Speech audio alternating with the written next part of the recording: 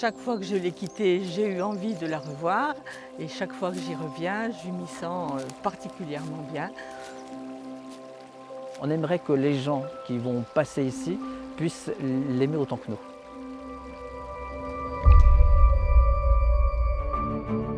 Partout dans le monde, des pays accordent des droits aux écosystèmes pour mieux les protéger face à la crise écologique. En France aussi, l'ONG Wild Legal expérimente de nouveaux modèles juridiques dans de nombreux territoires. Dans cette série, nous partons à la rencontre des gardiennes et gardiens des rivières engagés dans ce nouveau processus de reconnaissance.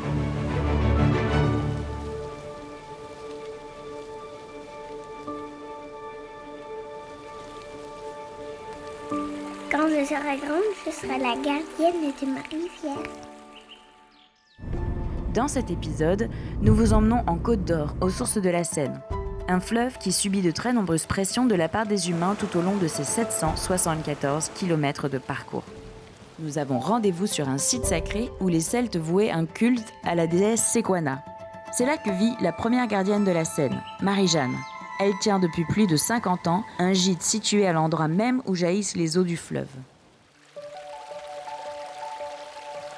La Seine, c'est pratiquement tout pour moi. Chaque fois que je l'ai quittée, j'ai eu envie de la revoir et chaque fois que j'y reviens, je m'y sens particulièrement bien. Je m'appelle Marie-Jeanne Fournier, je suis pratiquement née aux sources de la Seine et j'y habite depuis 1953.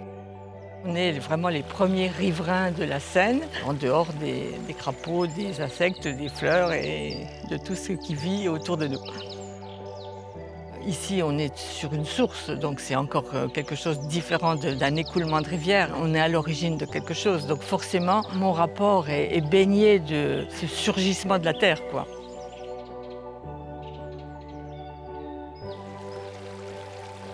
Elle a un caractère sauvage, elle est fragile, elle est lumineuse, elle est naissante aussi. Il faut qu'on arrive à la protéger. On veut la mettre en avant. On aimerait que les gens qui vont passer ici puissent l'aimer autant que nous. Je suis Vincent Chauveau, je suis président de l'association du Festival Val de Seine. Donc c'est une association qui met en scène tout le Val de Seine. Cette année, on va être sur Billy-les-Chanceaux et donc entre autres, on va mettre en évidence les quais de Seine, les premiers quais de Seine, puisque là, on est à peine 10 km des sources de la Seine.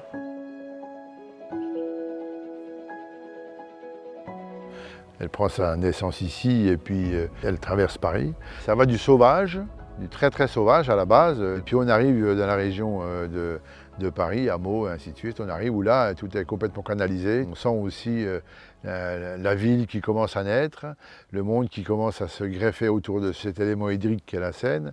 Et c'est là où on mesure peut-être la dimension entre la vie et l'eau. Je m'appelle Michel Lemaire, je suis citoyen du monde. J'habite Marsanais-la-Côte, à 25 km de la Seine, de la naissance de la Seine. Sur les 400 bornes que j'ai fait autour de la Seine, il n'y a pas vraiment de qualificatif permanent. Par contre, il va y avoir des périodes différentes, des périodes très calmes, des périodes très tourmentées. C'est un écosystème qui évolue.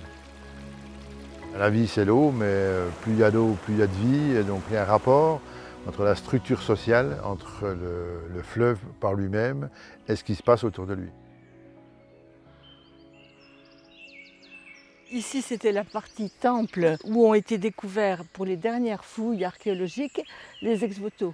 Les ex-voto étant des offrandes à la déesse Seine pour remercier d'avoir été guéri d'une maladie ou pour demander la guérison.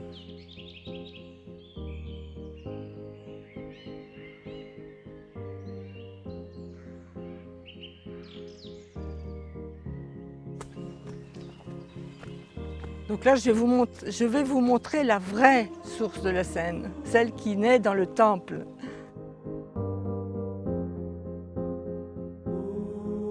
La vraie source, entre guillemets, elle est ici. C'est là où était sans doute installée la déesse Sequana.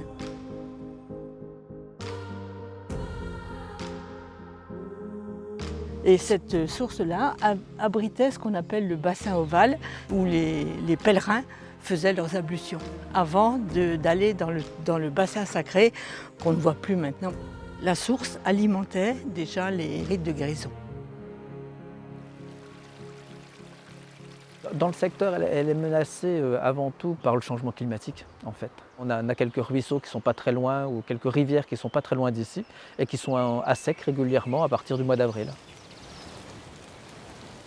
Les menaces, c'est la raréfaction, donc une extrême sécheresse. Je dis souvent, peut-être qu'un jour les sources de la Seine n'existeront plus sur leur lieu. Bien sûr, c'est la pollution, comme toutes les rivières, parce que les plateaux sont cultivés et ne sont pas cultivés en agriculture biologique. L'idée, c'est de prendre conscience à tous les niveaux, et non pas seulement au niveau du fleuve. On oublie de parler de la rivière qui va constituer le fleuve, on oublie de parler du petit torrent, du ruisseau, du ruisselet et de l'eau qui coule, de la pluie. Donc tout ça représente un chemin qui doit être considéré dans son ensemble. L'histoire de l'eau, c'est la chose la plus précieuse qui soit.